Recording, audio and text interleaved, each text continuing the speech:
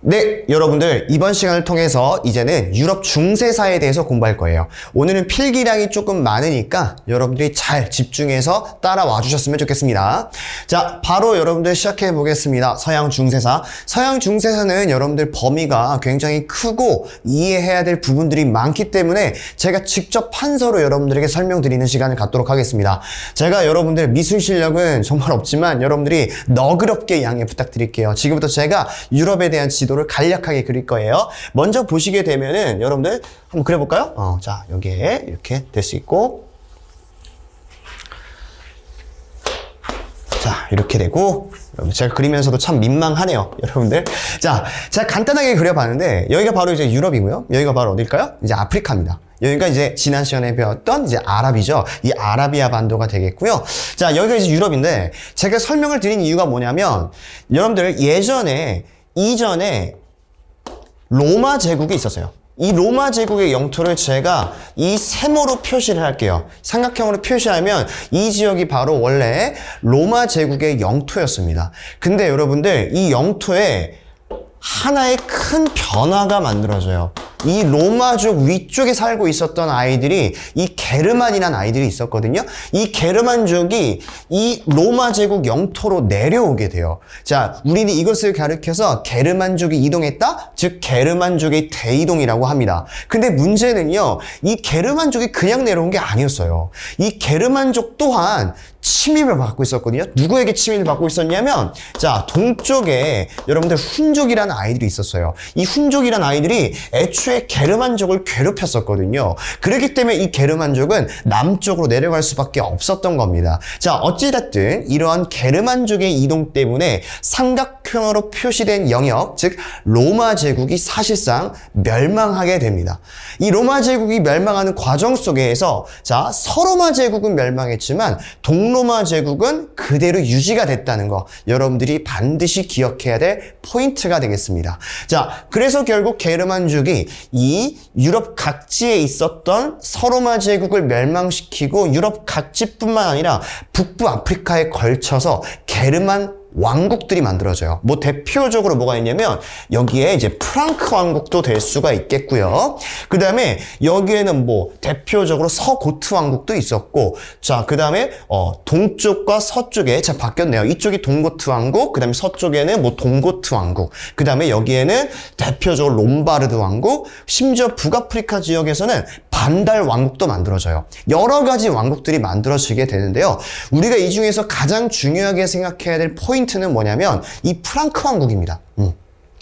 이 프랑크 왕국은 다른 게르만 왕국에 비해서 오랫동안 지속이 될 수가 있었거든요. 그 이유에 대해서 여러분들이 간단하게 제가 좀 이따 설명드릴 건데, 이 프랑크 왕국을 중심으로 제가 이제부터 중세 유럽에 대해서 공부할 시간을 가질 거예요. 자, 다시 이야기하자면 훈족이 게르만족을 괴롭히고 게르만족이 서로마 제국을 멸망시키고 나서, 그리고 이 게르만 민족들이 여러 왕국들을 만든 거예요. 자, 우리 이 시점부터를 가리켜서 우리는 중세 유럽이라고 부르기 시작하는 겁니다. 여기까지 이해하셨나요? 자, 그러면 이제 그대로 이제 필기를 진행할 예정입니다.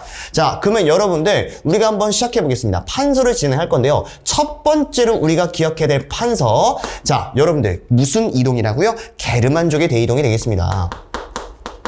이 게르만 아이들이 굉장히 어떻습니까? 이 서로마 제국 내로 들어오게 되면서 결국 무슨 제국이 멸망하는 거예요? 네, 서로마 제국이 멸망하게 되는 게 바로 이 게르만족의 대이동의 결과가 되겠습니다. 자, 서로마 제국이 여러분들 이 이응 표시보다는 서로마 제국이 멸망했다니까 X로 가는 게 좋겠네요. 자, 여러분들이 유의하셔야 될 건 게르만 민족 이동으로 서로마 제국이 멸망한 건 맞지만 동로마 제국이 멸망한 건 아닙니다. 그대로 동로마 제국은 유지가 되고 있습니다. 이 사실 여러분들이 포인트로 기억해 두시기 바랍니다. 자, 그리고 이 게르만 민족의 대이동 때문에 서로마 제국이 멸망했고, 이 자리에 이 서로마 제국의 자리에 여러 가지의 왕국들이 만들어져요. 자, 그러니까 우리 이렇게 기억하면 되겠네요. 수많은 게르만족의 왕국들이 이제 만들어지기 시작하는 거예요. 뭐 대표적으로 우리가 기억하자면 아까 쌤이 말로 언급을 했었는데 뭐 롬바르드 왕국이 있거나 뭐 심지어는 뭐 고트 왕국, 여러 가지 왕국들이 등장하게 됩니다. 자, 근데 여러분들이 기억해야 될 거는, 자, 수많은 나라들이 있었지만 가장 중요한 나라가 있었다는 거죠. 가장 중요한 나라가 바로 뭐예요? 여러분들, 으뜸이 되는 왕국, 바로 프랑크 왕국이 되겠습니다. 그러면 여러분들은 이 프랑크 왕국에 대해서 여러분들이 면밀하게 알아볼 필요성이 있다는 건데요. 이 프랑크 왕국은 다른 왕국들보다 오래 갈 수가 있었습니다. 그 오래간 원인이 여러분들 시험 문제 1타로 정말 잘 나오는데요. 기억을 해두시기 바랍니다. 프랑크 왕국은 다른 국가들, 다른 게르만 민족 국가들에 비해서 오래 갈 수밖에 없었던 이유가 뭐냐면, 지도를 보면서 확인해 볼까요? 자, 게르만 민족의 입장에서, 게르만 민족이 살고 있던 지역에 비해서, 잘 봐요. 이쪽이랑 여기랑 거리가 가까울까요? 여기랑 여기 사이가 거리가 가까울까요? 참고로 이 지역은 반달 왕국이거든요. 그 다음에 여기는 뭐 고트 왕국, 롬바르드 왕국이 있는데, 게르만 민족은 상대적으로 북쪽에 위치하고 있었던 민족이었기 때문에, 자, 프랑크 왕국 같은 경우는 이동거리가 어때요? 굉장히 짧아요. 근데 반달 왕국 보세요. 반달 왕국은 게르만 민족이 가려면 어떻습니까? 육지로 내려가서 바다를 타고 또다시 육지로 가야 돼요. 그만큼 이동거리가 길었다는 거죠. 자, 이 말이 무슨 말이냐? 프랑크 왕국은 다른 국가들에 비해서 이동거리가 굉장히 짧았다, 길었다, 굉장히 짧았다는 거죠. 이동거리가 짧았기 때문에 정치적으로 안정될 수밖에 없었다는 사실을 우리가 알 수 있었다는 거죠. 이거 여러분들 시험에 정말 잘 나오니까 반드시 기억해 두세요. 자, 또 하나, 이 프랑크 왕국이 오래 갈 수 있었던 이유는 다른 게르만 민족 국가들은 종교에 관심이 없었거든요. 근데 이 프랑크 왕국만이 당시 서로마 제국을 멸망했지만 그 서로마 제국이 갖고 있었던 공식적인 종교, 즉 크리스트교를 믿고 있었거든요. 이 크리스트교의 유대감을 그대로 프랑크 왕국이 크리스트교를 믿게 됩니다. 자, 즉 뭐가 되는 거예요? 아, 크리스트교를 개종했다고 합니다. 개종했기 때문에, 그러니까 크리스트교를 믿었기 때문에 로마 교황과 굉장히 유대 관계가 깊어질 수밖에 없었다는 거, 여러분들 반드시 기억해 두시면 좋겠습니다. 자, 그러면 여러분들 이제 본격적으로 이 프랑크 왕국에 대해서 우리가 공부할 건데요. 프랑크 왕국엔 또 유명한 왕들이 대표적으로 4명 정도가 있어요. 자, 하나씩 알아볼 건데요. 첫 번째 왕부터 한번 가보겠습니다. 여러분들, 첫 번째 왕 바로 누가 되냐면 클로비스 1세예요. 클로비스 1세 같은 경우는 프랑크 왕국의 건국 시조입니다. 네, 처음으로 프랑크 왕국을 만든 사람인데요. 이 사람 같은 경우의 업적은 딱 하나입니다. 뭘 개종한 거예요? 네, 크리스트교를 믿고 개종한 게 그의 가장 큰 업적입니다. 크리스트교를 믿었다는 거, 클로비스 1세의 업적 간단하게 정리가 돼야 되고요. 자, 두 번째로 한번 가보겠습니다. 이 두 번째 왕은 바로 누구냐면, 여러분들 카를로스 마르텔이라는 사람이 있습니다. 자, 써볼까요? 카를로스 마르텔이 되겠습니다. 자, 이 카를로스 마르텔이라는 사람의 또 가장 큰 업적은 뭐냐면, 여러분들이 지도를 통해서 설명해 볼게요. 카를로스 마르텔이 집권했을 당시에 여기에 여러분들 이슬람 아이들이 있었어요. 여러분들 이 이슬람 아이들 우리 지난 시간에 배웠었죠. 대표적으로 뭐 우마이야 왕조, 뭐 혹은 아바스 왕조, 뭐 여러 가지 왕조가 될 수 있었는데, 이 이슬람 왕조 국가들이 아프리카, 북아프리카를 넘어서 지금 이 지역이 바로 반도가 서쪽에 위치한 반도, 지난 시간에 배웠던 친구들은 알 수 있을 거예요. 여기가 바로 어디죠? 이베리아 반도거든요. 이 이베리아 반도까지 침략을 하게 돼요. 그리고 이 이베리아 반도를 먹게 낸 이유, 자, 바로 위쪽이 바로 어디예요? 프랑크 왕국이거든요. 이 프랑크 왕국에 침략하게 된 바로 이슬람 세력을 격퇴시킨 사람이 카를로스 마르텔이 되겠습니다. 그럼 여러분들 한번 기억해 볼게요. 카를로스 마르텔은 한마디로, 자, 이슬람 세력에 대항해서 싸웠다고 볼 수가 있는 거고요. 이 이슬람 세력과 대항해서 이겼거든요. 이 전투에서. 이 전투가 바로 여러분들 이름을 좀 기억해 두셨으면 좋겠습니다. 바로 무슨 전투냐면 투르 푸아티에 전투가 되겠습니다. 자, 앞으로 전투를 여러분들 전투 자체가 영어로 전쟁을 워라고 하기 때문에 저는 간략하게 W라고 쓰겠습니다. 자, 이 투르푸아티의 전투를 통해서 이슬람 세력과 전투를 벌였고, 이 전투에서 프랑크 왕국이 승리하게 돼요. 그래서 후대 역사학자들은 이렇게 얘기합니다. 다시 보시면 이 투르푸아티의 전투가 한 이쯤에 있거든요. 노란색 표시한 부분들. 자, 이 전투에서 프랑크 왕국의 카를로스 마르텔이 이겼기 때문에 결국 이 프랑크 왕국을 주시한 유럽이 결국 크리스트교를 지킬 수 있었다라고 평가할 정도로 유명한 사건이니까 여러분들이 반드시 기억해 두세요. 자, 그러면 투르푸아트 전투는 어느 지역이에요? 이베리아 반도인 거 다시 한번 기억해 두셨으면 좋겠습니다. 자, 그 다음에 여러분들 카를로스 마르텔 다음에 이어서 등장한 왕이 있거든요. 이 사람이 또 바로 누구냐면 여러분 피핀이라는 사람이 있습니다. 피핀은 그렇게 시험에 문제 많이 나오진 않지만 간단하게 정리할게요. 피핀 같은 경우는 여러분들 자신이 정복한 영토를 로마 교황, 즉 크리스트교의 수장이었던 교황에게 갖다 헌납을 바칩니다. 네. 그러니까 교황의 입장에서는 기분이 좋겠어요, 안 좋겠어요? 당연히 좋을 수밖에 없는 거죠. 교황은 아무런 행동을 안 했는데 프랑크 왕국이 직접 자신에게 영토를 하사하니까, 영토를 주니까 교황청에서는 너무 기분이 좋을 수밖에 없는 거야. 그렇기 때문에 이 피핀의 업적은 바로 일단 정리를 해볼게요. 자신이 정복한 영토를 누구에게 준 거예요? 네, 로마 교황에게 준 거예요. 그렇기 때문에 교황과 프랑크 왕국의 사이는 어떻게 됐을까요? 사이가 좋아졌을까요? 나빠졌을까요? 당연히 서로 사이가 좋아진 것과는 별개로 단결감이, 유대감이 더 형성이 될 수밖에 없는 게 이런 피핀의 업적이 되겠고요. 자, 그 다음에 피핀 이후의 이야기를 해볼게요. 바로 여러분 끝판왕입니다. 이 프랑크 왕국에 있어서 가장 중요한 왕이 바로 이 사람이에요. 이 사람을 이야기할 것 같으면 굳이 이야기하자면 한국사로 이야기하자면 여러분들 세종대왕님이죠. 세종대왕님은 그냥 세종도 아니에요. 대왕님이에요. 그렇죠? 여러분들, 자, 그 정도로 이 프랑크 왕국에서 이 사람의 입지는 어마무시합니다. 그 정도로 전성기를 구가했던 왕이 바로 이 사람이 되겠죠. 대표적으로 뭐가 있냐면 여러분들 이 사람이 이름부터 얘기할게요. 카를로스 대제가 되겠습니다. 야, 오죽하면 대제라는 별명이 들을 정도로 엄청나게 큰 영향력을 행사한 사람입니다. 이 카를로스 대제는 크게 두 가지 업적으로 정리가 될 수 있거든요. 첫 번째 업적으로는 정치적인 업적이 있고요. 자, 두 번째로 또 이야기하자면 여러분들 문화적인 업적이 있어요. 자, 한마디로 카를로스 대제는 정치적인 업적으로 보자면 여러분들, 자, 이 프랑크 왕국의 최고의 전성기를 구가한 왕이에요.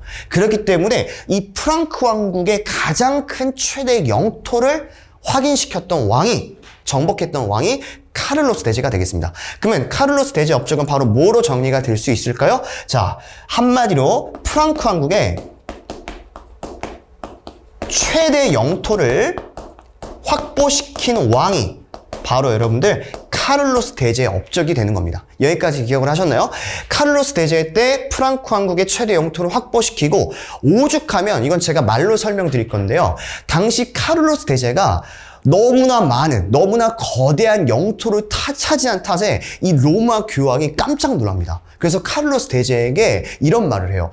카를로스 대제, 당신은 어찌 이렇게 크나큰 영토를 차지할 수가 있습니까? 이것은 마치 비록 서로마 제국은 멸망했지만 당신은 서로마 제국의 모든 영토를 확보시킨 것과 다름없습니다. 당신은 서로마 제국의 황제랑 똑같은 업적을 만든 겁니다. 라면서 로마 교황이 그에게 서로마 제국의 황제 대관을 수여합니다. 물론 이것이 진짜 서로마 제국 황제는 아니겠지만 상징적으로 그만큼 카를로스 대제가 로마 교황과의 사이도 돈독하고 그만큼의 유럽에 있어서 프랑크 왕국이 최대 전성기를 확보시킨 그런 왕의 업적이라 볼 수 있는 게 이 카를로스 대제의 업적이 될 수 있는 거예요. 자, 근데 카를로스 대제는요, 단순하게 이러한 군사적인 영토만의 업적뿐만 아니라 문화적인 업적도 있습니다. 대표적으로 이 시대에 여러 가지의 문학 작품이나 그 다음에 뭐 수도원 같은 여러 가지의 개혁 운동이 바로 이 시기에서 이루어지고 있다고 볼 수가 있습니다. 그래서 이 시대를 가리켜서 카를로스 대제 때 이미 르네상스가 왔다라고 해서 이 시대를 가리켜서 카롤링거 르네상스 시대라고 부르기도 합니다. 여기까지가 여러분들 대표적으로 카를로스 대제까지 업적을 미루어 본 것이고요. 그 다음에 이후의 상황에 대해서 우리가 또 공부해 봐야 돼요. 자, 보겠습니다. 이 게르만 왕국 중에서 프랑크 왕국이 정말 잘 나갔다고 얘기했죠? 근데 이 프랑크 왕국이 나중에 분열이 돼요. 자, 한번 써볼까요? 자, 이 프랑크 왕국이 분열이 됩니다. 자, 이 분열에 대한 이야기를 좀 해볼게요. 카를로스 대제 때 정말 프랑크 왕국이 잘 나갔습니다. 잘 나가다가 이 카를로스 대제가 죽고 난 뒤에 문제가 발생해요. 카를로스 대제에게는 총 3명의 아들이 있었거든요. 이 3명의 아들들이 서로 프랑크 왕국의 왕이 되려고 싸우게 된 거예요. 자, 무슨 말씀인지 아시겠습니까? 즉 무슨 말이냐면 프랑크 왕국이 분열된 계기는 카를로스 대제가 죽고 난 이후에 이 3형제가 서로 왕이 되겠다고 내부 분열이 일어난 거예요. 자, 그럼 여러분들 이 프랑크 왕국이 분열된 계기는 뭐다? 아, 카를로스 대제가 죽고 난 뒤를 죽을 사자, 그 다음에 후, 즉 사후가 되는 거예요. 이 카를로스 대제가 죽고 난 뒤에 삼형제가 어떻게 되는 거예요? 아, 너무나 심각하게 싸웠다는 거예요. 이렇게 내부적으로 분열이 있었다는 것을 저는 줄여서 뭐라고 되게 수 있는 거예요? 내부 분열, 줄여서 내분이 났다라고 이야기가 되는 겁니다. 이렇게 삼형제가 서로 왕이 되겠다고 싸우는 꼴을 보자 당시 로마 교황이 삼형제를 불러요. 자, 삼형제를 불러가지고 제가 로마 교황이에요. 이렇게 얘기합니다. 야, 너희들 아버지의 명예에 먹칠을 하는 것이다. 어찌 이럴 수가 있냐. 너희들끼리 조금만 양보를 하면 이 프랑크 왕국의 전성기를 다시 국가시킬 수 있는데 너희들 왜 서로 지금 이기적으로 행동하냐. 그러지 말고 나를 봐서도 참아라. 라고 교황이 얘기해요. 그러다가 이 삼형제가 결국 로마 교황의 말을 듣게 되고요. 로마 교황에 의해서 하나의 조약이 형성됩니다. 그 조약이 바로 무슨 조약이냐면 여러분들 반드시 기억해 두셨으면 좋겠습니다. 바로 베르댕, 그 다음에 메르센 조약이 되겠습니다. 이 베르댕 메르센 조약이 바로 로마 교황에 의해서 맺어진 조약이고요. 이 조약을 통해서 자, 내부 분열이 일어났던 삼형제에게 각각 공평하게 프랑크 왕국을 3등분 시킵니다. 여기까지 이해하셨나요? 그럼 보겠습니다. 베르댕 메르센 조약은 누가 한 거예요? 네, 교황이 직접적으로 이루어지게 한 거고요. 그 다음에 또 하나, 이 베르댕 메르센 조약을 통해서 프랑크 왕국이 이제 세 가지의 왕국으로 나뉘게 되는 거예요. 그래서 서프랑크 왕국과 중프랑크 왕국, 그 다음에 동프랑크 왕국으로 완전하게 분열이 됩니다. 그래서 여러분들이 우리가 기억해 두셨으면 좋겠는 게 이 서프랑크 왕국은 나중에 여러분들 우리가 많이 들어봐서 알고 있는 프랑스가 되는 거고요. 나중에 중프랑크 왕국은 이탈리아가 되는 거고요. 그 다음에 여러분들 이 동프랑크 왕국 같은 경우는 나중에 독일이 되는 겁니다. 이렇게 프랑크 왕국이 분열이 됐다는 거 반드시 기억해 두셨으면 좋겠습니다. 그러면 잠깐의 복습을 한번 해보겠습니다. 자, 게르만족이 이동해서 서로마 제국을 멸망시키고 그 자리에 게르만 왕국들이 만들어졌다는 거예요. 자, 여러 가지 왕국들이 있었는데 그 중에서 가장 중요한 왕국, 프랑크 왕국이 되는 거예요. 이 프랑크 왕국이 오래갈 수밖에 없었던 이유가 바로 뭐라고요? 이동거리가 너무 짧았던 거예요. 그러니까 정치적으로 안정을 이룰 수밖에 없었다는 거죠. 여기까지 이해하셨나요? 자, 이동거리가 짧았고 두 번째로 어떻습니까? 다른 국가들과는 다르게 크리스트교를 개종했기 때문에 로마 교황청의 지원이 있었을까 없었을까? 있었다는 거죠. 그렇기 때문에 프랑크 왕국이 오래갈 수밖에 없었던 거고, 프랑크 왕국의 대표적인 왕들 좀 기억해 두라고 했죠. 클로비스 2세, 카를로스 마르텔, 특히 카를로스 마르텔 같은 경우는 이슬람 세력이 이베리아 반도를 침략을 했었는데 이 과정 속에서 투르푸아티의 전투를 통해서 이슬람 세력을 멸망시키고 그 전투를 통해서 크리스트교 세계를 보호할 수 있었다는 거.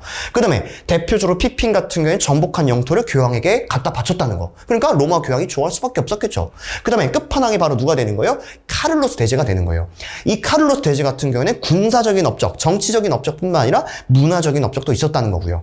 그리고 카를로스 대제가 정말 잘 나갔지만 카를로스 대제가 죽고 난 이후부터는 이 삼형제가 내부 분열이 된 거예요. 이렇게 내부 분열이 되자 참다 이 로마 교황이 어떻습니까? 너네 싸우지 마라 라면서 베르댕 메르센 조약을 체결한 거예요. 그리고 이 베르댕 메르센 조약을 통해서 서프랑크, 중프랑크, 동프랑크 왕국으로 분열이 됐다는 거 여러분들이 다시 한번 기억해 둘 수 있도록 합니다.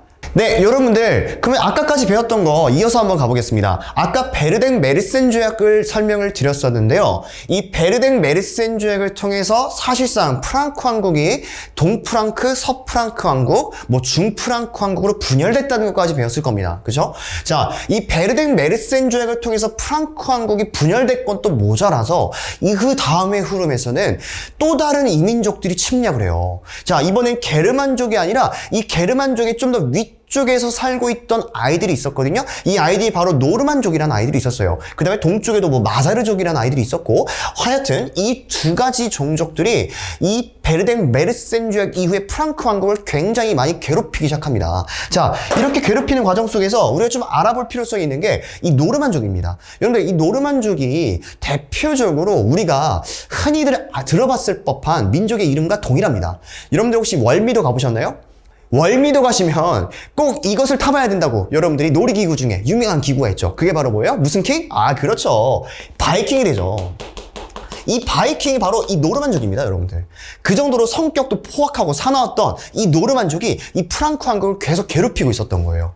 자, 이렇게 혼란의 도가니탕 속에서 결국 프랑크 왕국을 위시한 이제 서유럽 국가들은 새로운 정치 체제가 탄생되게 됩니다.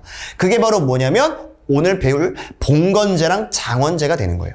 알겠습니까, 여러분들? 자, 그럼 봉건제랑 장원제가 도대체 뭔지 우리 한번 확인해 보도록 해보겠습니다. 먼저 봉건제부터 갈 건데요. 이 봉건제도는 주군이 있고 봉신이 있어요. 뭐 대표적으로 왕이 있고 쉽게 얘기하면 제후가 될 수 있는 거예요.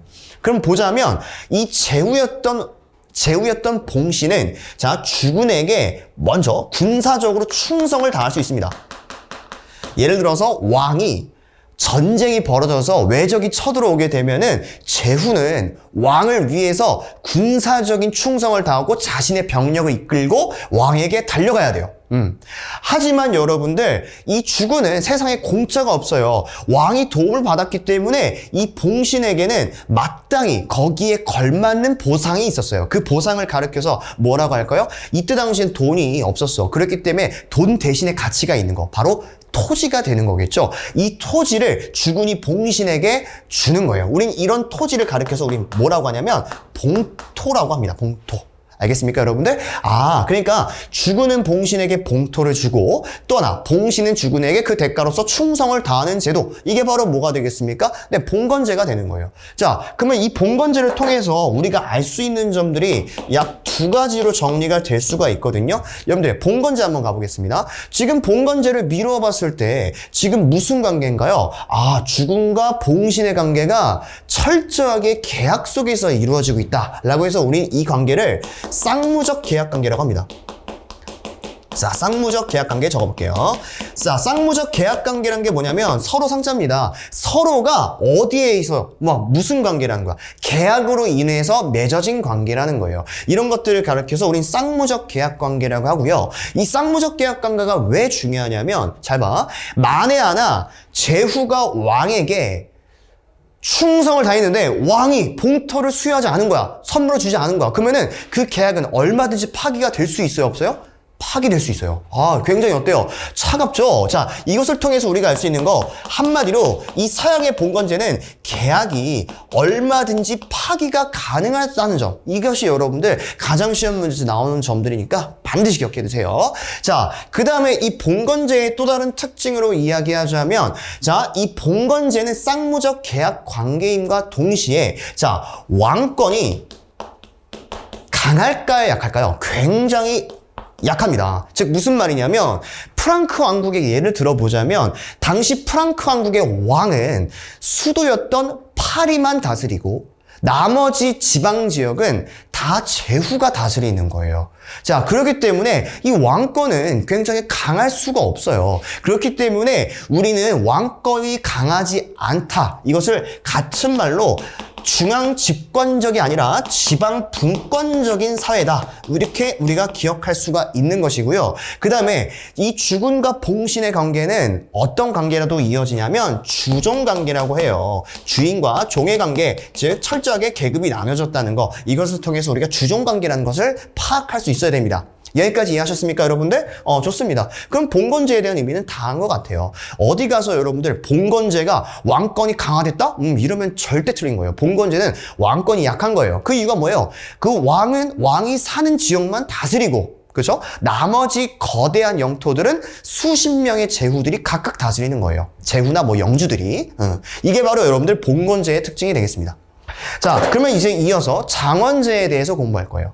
그럼 장원제는 뭘까요? 장원제는요, 이 제후나 영주가 다스리고 있는 영토를 가리켜서 우린 뭐라고 해? 장원제라고 해요. 그러면 영주가 살고 있는 곳을 우린 장원이라고 하고, 이 장원이라는 곳은 왕의 권력이 미치지가 않았습니다. 무슨 말이냐? 제후나 영주가 사실상 왕의 역할이나 다름없었다는 거예요. 이 영주가 모든 입법의 권한, 사법의 권한, 행정의 권한, 모든 권력들을 다 가지고 있었던 게 바로 이 영주의 권한이었던 거예요. 그리고 이 영주가 다스리고 있었던 이 장원에 살고 있었던 사람들이 바로 농노가 되겠습니다. 여러분들, 그러면 이 영주와 농노의 관계는 자 무슨 관계가 될까요? 자, 영주와 농노의 관계를 제가 간략하게 정리하자면, 농노는 영주에게 절대적인 충성을 다해야 돼요. 심지어는요, 자, 부역도 해야 됩니다. 부역이란 거는, 공사나 뭐 여러 가지의, 노동적인 어떤 행사에 다 동원이 되는 것을 의미하는 것이고요. 영주는 농노에게 어떻습니까? 그만큼의 너가 부역을 해주고, 너가 충성을 다해주니까 영주는 농노를 보호해줄 수 있는 거예요. 외적의 침입으로부터. 이것이 바로 여러분들의 장원제가 되겠습니다. 그러면 여러분들, 이 장원제에서 우리가 좀 기억해야 될 포인트가 있어요. 그 포인트가 바로 뭐냐면, 이 농노입니다. 농노. 자, 이 농노가 도대체 무엇인지 제가 한번 설명을 해드릴게요. 농노의 뜻은요, 크게 두 가지입니다. 농민 플러스 노예예요. 그러니까 앞글자만 따서 농민의 농, 노예의 노 합쳐서 농노가 되는 거예요. 그러면 여러분들 시험 문제에서는 뭐가 나오냐면, 장원에 살고 있었던 이 농노는 농민의 역할도 있었고 동시에 노예적인 역할도 있었습니다. 이것이 구분돼서 여러분들 시험 문제에 출제가 되고 있기 때문에 이 출제 방향성에 대해서 제가 말씀드릴 거예요. 어렵지 않습니다. 자, 농노는 서양시대, 중세 서양의 농노는 농민의 성격도 있었어요. 대표적으로 뭐가 있을까요? 대표적으로는 결혼 가능해요. 결혼할 수 있었고요. 노예들은 결혼 못했어요. 대표적으로 봤을 때. 두 번째로는요, 일정한 재산도 소유할 수 있었습니다. 네. 또 세 번째로는요, 여러분들 농민의 성격을 보여줄 수 있는 대표적인 특징은 이들은 세금도 납부했어요. 여러분들 세금을 납부했다는 게 무슨 말이냐? 자, 여러분들 한국사로 치면 노비들 같은 경우는 노예지 않습니까? 이 노예들이 세금을 내겠어요? 아니에요. 당시의 노비들이나 노예들은 사람 취급을 받지 못했어요. 매매의 대상이었고 상속의 대상이었기 때문에 상품 취급을 받았기 때문에 이들은 세금을 낼 수가 없었어요. 하지만 특이하게 이 서양에 있어서의 농노는요, 세금을 낼 수가 있었습니다. 네, 이것은 결국 농민의 특성이 있었다는 거죠. 자, 그러면 노예의 특성이 없냐? 그건 아니라는 거죠. 노예적 특성도 두 가지로 귀결이 될 수 있는데요. 첫 번째로는 강제적으로 어떤 토목공사에 동원이 돼야만 해요. 이런 것들을 가리켜서 우리는 부역의 의무를 가지고 있었다라고 정리가 될 수 있고요. 이거 다 강제성입니다. 자, 두 번째로는 또 뭐가 될 수 있냐면, 여러분들이 또 하나를 기억해 줘야 되는데, 이 노예들은요, 그러니까 농노는요, 이사를 갈 수가 없었어요. 네. 그러니까 평생 이 장원에서 벗어날 수가 없었다는 것을 의미합니다. 그러니까 여러분들 이거 어려운 말로 뭐라고 하냐면, 거주 이전에 자유가 있었을까 없었을까, 우리 친구들? 네, 없었다는 거예요. 거주 이전에 자유가 없었다는 것은 무슨 말이냐? 한마디로 이사 갈 수 없었다는 거예요. 마음대로 이사도 못 가요. 이게 바로 뭐가 되겠습니까? 네, 장원제에서 가지고 있는 농노의, 농민의 특성과 노예의 특성까지 다 공부했습니다. 그렇죠, 여러분들? 자, 이렇게 되시면 여러분들 봉건제랑 장원제에 대한 이야기까지 다 정리가 된 것 같아요. 마지막으로 제가 추가적으로 기억하자면, 여러분들 이 장원제를 통해서 우리가 알 수 있는 것은, 자, 영주의 권한이 그만큼 권력이 강했다, 약했다? 너무나 강했다. 이런 결과를 우리가 추론할 수 있다는 것이겠죠. 자, 이렇게 됨으로써 우리는 봉건제랑 장원제까지 다 끝냈습니다. 네, 그러면 여러분들 이제 우리가 프랑크 왕국과 중세 서유럽에 대해서 공부했다면, 이번 시간 이제 마지막으로 이제 문제풀이 하면서 마치도록 하겠습니다. 자, 첫 번째 문제 보겠습니다. 프랑크 왕국에 대한 설명으로 옳은 것입니다. 자, 여러분들 잘 볼게요. 자, 프랑크 왕국에 대한 설명 옳은 것인데 1번부터 볼게요. 프랑크 왕국은 이동거리가 다른 국가들보다 길어서? 무슨 소리예요? 이동거리가 짧았기 때문에 오래 갈 수 있었다는 거잖아. 그렇지? 그러니까 이거는 틀린 설명이지. 정반대 설명이잖아요. 그죠? 자, 두 번째 한번 가보겠습니다. 자, 이슬람교를 무슨 소리 하는 거야? 프랑크 왕국이 무슨 이슬람교입니까? 크리스트교라고 아까 제가 설명드렸죠? 이제 이런 문제는 틀리지 말라는 거예요. 자, 세 번째 문제 볼까요? 동로마 제국 멸망 이후에 세워졌다?